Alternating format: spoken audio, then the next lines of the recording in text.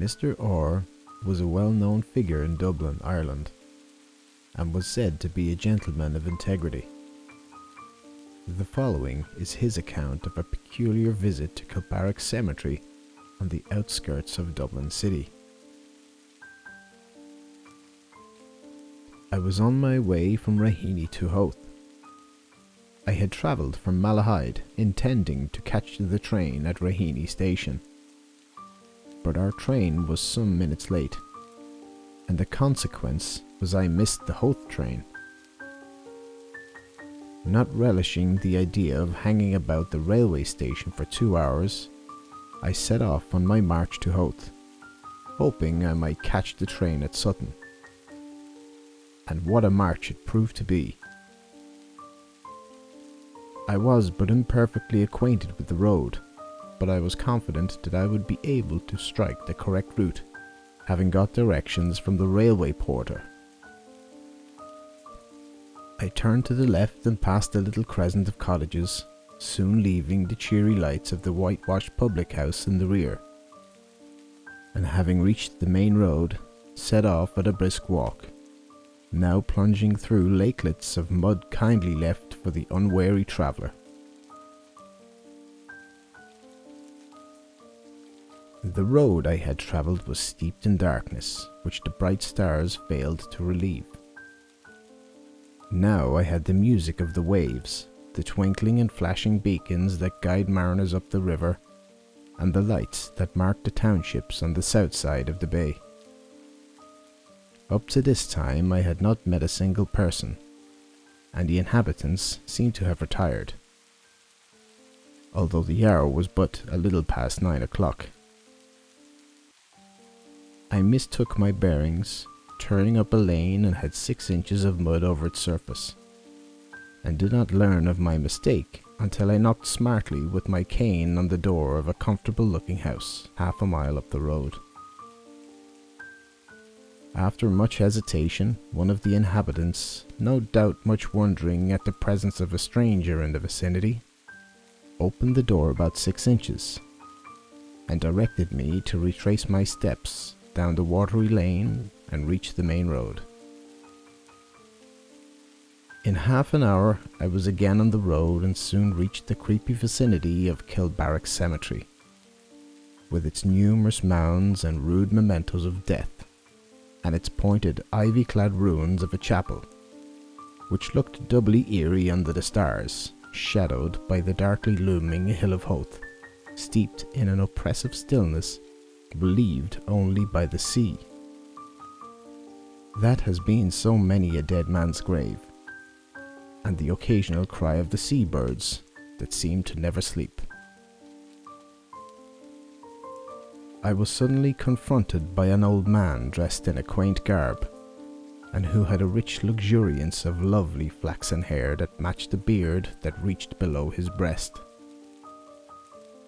Taking him for the oldest inhabitant, I politely inquired my way and offered him something for the information.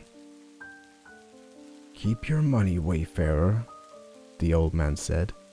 "Follow me." He led me towards the graveyard, telling me on the way that he had watched me for some time, and guessed that I had lost my road. I soon noticed that his gait was not that of an ordinary mortal, that his dress was that of a long bygone age, that his headgear was rather soldier-like, and then there was a sort of transparency and glow about his flesh which I had never seen before in a human being. Yet, strange to say, I never suspected that he was anything other than an ordinary man. He led me over the fence and across the graveyard. I, stumbling and plunging among the grassy mounds that covered the dust of the past generations. He, proceeding with an apparent ease and steadiness, a fact which I attributed to his better knowledge of the ground. He led me towards the ruined walls of the chapel, and I followed free from suspicion. Arrived here, he by some subtle influence caused me to enter, and I saw a sight that filled me with strange feeling that was a mixture of awe and dread. Seated among the rank growth of nettles and weeds that covered the ground, perched in the embrasures that served as windows, and one even on the apex of the gable, were a company of men who in every respect resembled my ancient guide. On observing them closely as they sat in the dim starlight, I noticed that they all wore what seemed to be coats of chain armor, and had the bearing of military veterans. I was greeted by them with cordiality, and bidden to sit down on a boulder, which I did. No sooner had I sat down than the earth seemed to open. The walls of the ruins vanished. I was forced into a vault-like opening, and was carried down, it seemed for miles, surrounded by the band of shady warriors, until I suddenly dazed by a strange radiance when I fell into an immense grotto, illuminated with the many links that hung on the walls. Seated on an upturned cask was the one who wore a brazen crown, whose locks were whiter and longer than those of the numerous company that surrounded him, and who was evidently a person of high degree. This personage in a loud voice gave me greeting, saying, "Welcome, stranger.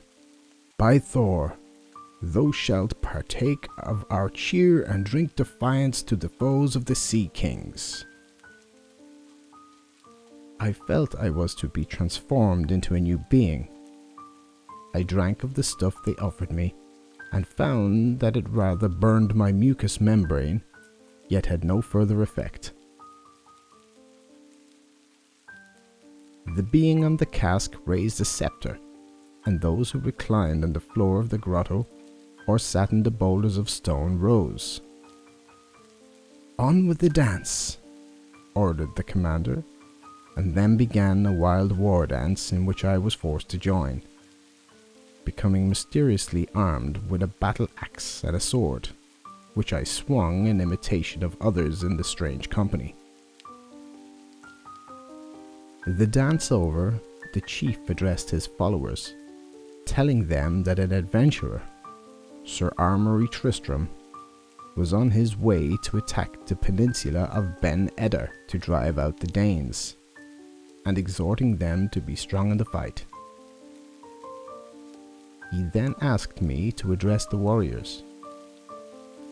I mounted a rock to do so and began, "Danes and warriors, you have always been brave in battle and fearless in the face of death. When opposed to the greatest of chieftains, Brian Bariva." "Brian Bariva," yelled the company, "greatest of chieftains, thou art enemy to our cause."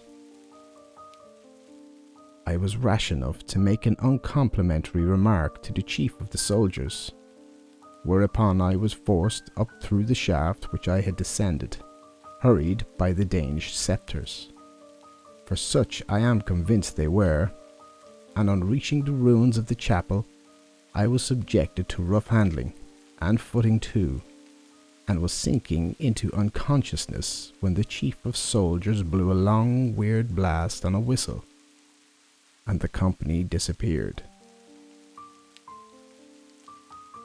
I awoke to find a Coast Guard man bending over me, and on telling him of my wish to reach the railway, he helped me to my feet, and stiffened and sore, led by his direction, I reached the station in time for the train. I trembled in every fibre when the engine emitted a demoniacal whistle that vividly reminded me of the closing episode of my weird adventure. Some of my friends suggest that I slept. Others insinuate that I was the victim of material spirits. But I hold that I was thoroughly compos mentis and intend to consult the psychological savants. Whatever the reason for Mr. Orr's mysterious tale, I suggest that should you find yourself lost on a dim and misty night, walking past Kilbarrack Cemetery, you avoid any strange bearded apparitions who try to lure you into the ruins.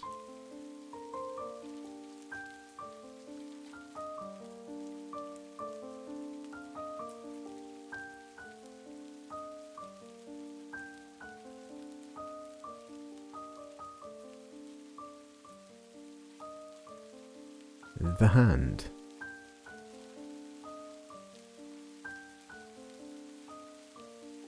In the year of 1871, I went over from Scotland to pay a short visit to a relative living in a square on the north side of Dublin.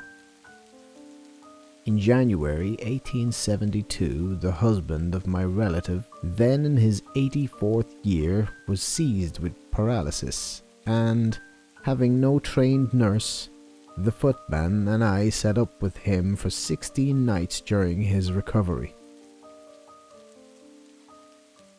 On the 17th night, at about 11:30 p.m, I said to the foreman, "The master seems so well and sleeping soundly, I shall go to my bed, and if he awakes worse, or you require me, call me." I then retired to my room, which was over the one occupied by the patient. I went to bed and was soon asleep, when some time afterwards I was awakened by a slight push on the left shoulder. I was at the time lying on my right side facing the door, which was on the right side of my bed, and the fireplace was on the left. I sat up and said, "Edward, is there anything wrong?" I received no answer, but immediately I received another push. I got annoyed and said, "Can you not speak, man, and tell me if anything is wrong?" But still no answer, and I had a feeling that I was going to get another push when I suddenly turned around and caught what I then thought was a human hand, warm, soft and plump. I said, "Who are you?" But I got no answer. I then tried to pull the person towards me, to endeavour to find out who it was. But although I am nearly 13 stone, I could not move whoever it was, but felt that I myself was likely to be drawn from the bed. I then said, "I will know who you are," and having the hand tighten my hand, with my left I felt the wrist and arm, enclosed, as it seemed to me, in a tight sleeve of some winter material with a linen cuff. But when I got to the elbow, all trace of the arm ceased. I was so astonished that I let the hand go, and just then the house clock struck 2 a.m. I then thought no one could possibly get to the door without my catching them. But lo, the door was fast shut as when I came to bed. And another thought struck me, the fact that when I pulled the hand, I heard no one breathing, though I myself was puffed from the strength I used. Including the mistress of the house, there were in all 5 females, and I am assured that the hand belonged to no one of them.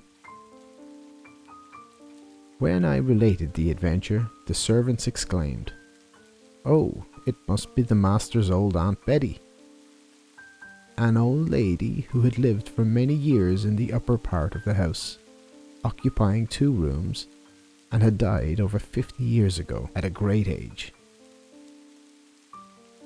I afterwards learned that the room in which I felt the hand had been considered haunted, and many curious noises and peculiar incidents had occurred there, such as the bedclothes being torn off. One lady got a slap in the face from some invisible hand, and when she lit her candle, she saw something opaque fall or jump off the bed.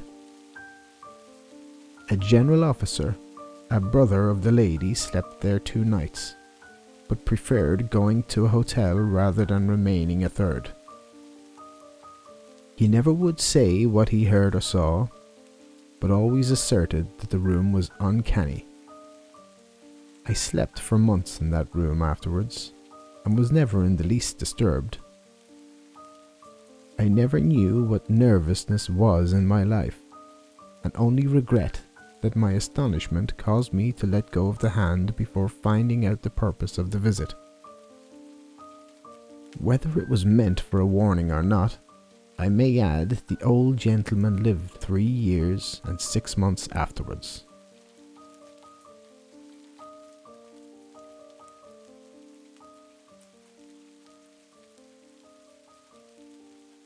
I awoke and saw standing by my bed, between me and the chest of drawers, a figure which, in spite of the unwanted dress, unwanted at least to me, and of a full black beard, I at once recognized as that of my old brother officer. He had on the usual khaki coat worn by the officers on service in eastern climates. His face was pale, but his bright black eyes shone as keenly as when, a year and a half before, they had looked upon me as he stood with one foot on the hansom, bidding me adieu. Fully impressed for the moment that we stationed together in Ireland or somewhere, and thinking I was in my barrack room, I said, "Hello, P. Am I late for the parade?" P looked at me steadily and replied, "I'm shot." "Shot?" I exclaimed. "Good God! How and where?" "Through the lungs," replied P. And as he spoke, his right hand moved slowly up to his breast, until the fingers rested over the right lung. "What were you doing?" I asked.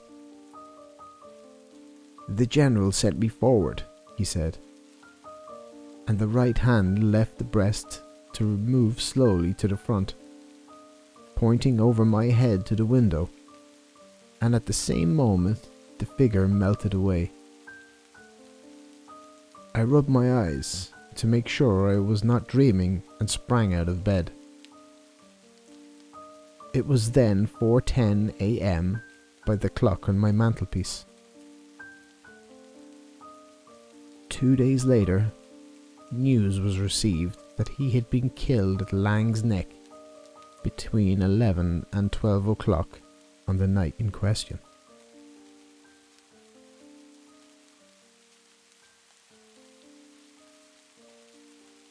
In January 1868, I took a house close to Hastings. One night there was a heavy storm. The weather was bitterly cold, and a fire was burning in my bedroom when I went to bed at 10:30. I tried to go to sleep, but it was of no use. The noise of the wind and the rain kept me awake. I must have been lying like this for a couple of hours when I became conscious of what seemed like a light in the room. I thought the fire must have rekindled itself, and crawled along on my knees on the bed to look at the fire over the high wooden foot to see how this might be. I had no thought of anything but the fire, and was not nervous in the slightest degree. As I raised myself on my knees and looked over the foot of the bed, I found myself face to face at a distance of about 3 feet, with the semblance of a man. I never for a moment thought he was a man, but was struck with the feeling that this was one from the dead. The light seemed to emanate from round this figure, but the only portions which I saw clearly were the head and shoulders. The face, I'll never forget. It was pale, emaciated, with a thin, high-bridged nose, and eyes deeply sunk and glowing in the sockets with a sort of glare. A long beard was seemingly rolled in under a white comforter, and on the head was a slouched felt hat. I had a nervous shock, and felt a dead person was looking upon me. A living one, but had no sensation of being actually frightened, until the figure moved slowly as if interposing between me and the door. Then horror overcame me and I fell back in a dead faint. How long I remained unconscious I know not, but I came to myself cold and cramped. The room was quite dark and nothing was visible. Thoroughly tired out, I got into bed and slept soundly until morning. My mother died on the 24th of June 1874 at Slima, Malta, where we were residing for her health. 7 nights later she appeared to me. I seemed to have been sleeping some time when I awoke, and turning over on the other side towards the window, saw my mother standing by my bedside, crying and wringing her hands.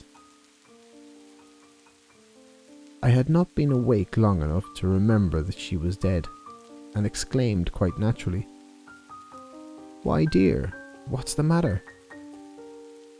And then suddenly remembering, I screamed. The nurse sprang up from the next room, but on the top step flung herself on her knees and began to tell her beads and cry. My father at the same moment arrived at the opposite door, and I heard his sudden exclamation of, "Julia, darling!" My mother turned towards him, and then to me, and wringing her hands again, retreated towards the nursery and was lost. The nurse afterwards stated that she distinctly felt something pass her. My father ordered her out of the room, and telling me that I only had been dreaming, stayed until I fell asleep. The next day, however, he told me that he too had seen the vision, and that he hoped to do so again, and that if she ever came to see me, that I was not to be frightened. But she never appeared again.